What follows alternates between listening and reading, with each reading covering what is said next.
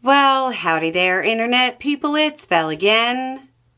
So today, we're going to talk about Trump being ordered to fund SNAP, the one emergency he won't declare, and why this may not be the end. U.S. District Judge John McConnell in Rhode Island ordered the administration to use the contingency funds to distribute the money expected by SNAP recipients, quote, as soon as possible. A different federal judge in Massachusetts, in a different case, said Trump needed to pay, quote, at least reduced SNAP benefits for November. While ruling, McConnell said, quote, there is no doubt that the $6 billion in contingency funds are appropriated funds that are without a doubt necessary to carry out the program's operation. The shutdown of the government through funding doesn't do away with SNAP.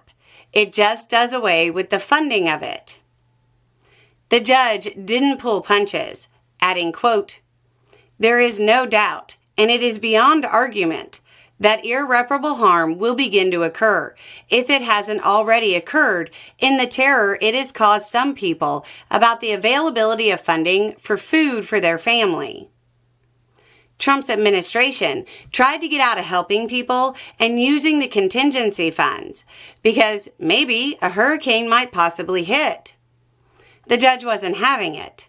Quote, it's clear that when compared to the millions of people that will go without funds for food versus the agency's desire not to use contingency funds in case there's a hurricane need, the balance of those equities clearly goes on the side of ensuring that people are fed.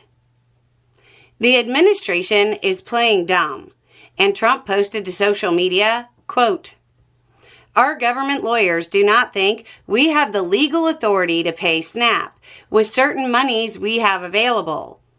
And now 2 courts have issued conflicting opinions on what we can and cannot do. They've reportedly asked for clarification. Let's be clear on something. The Trump administration is famous for doing what it wants and then arguing in court later.